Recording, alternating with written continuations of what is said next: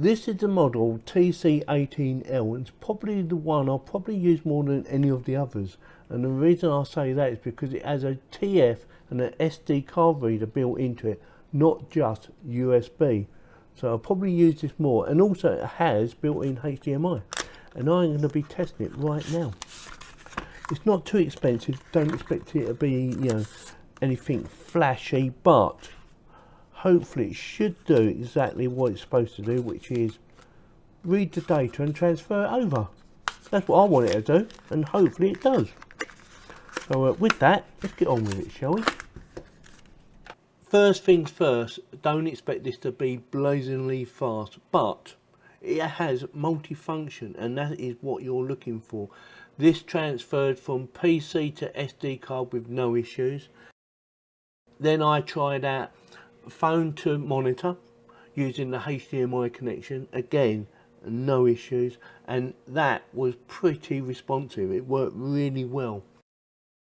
The third test I done was from USB to PC, and I used 2 USB sticks to transfer from 2 different ones at the same time. Again, it just worked. And the final one was from PC to TF card.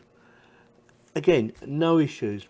Plug and play, connect it up, PC recognised it and transferred either to the memory sticks or from the memory sticks to the PC. No issues. Like I said, it's not blazingly fast, but it gets the job done. Right, as you can see in my video, it does work. This is the TC18L, but the transfers from A to B, whether you're going from PC to memory stick or memory stick to PC, is not very fast.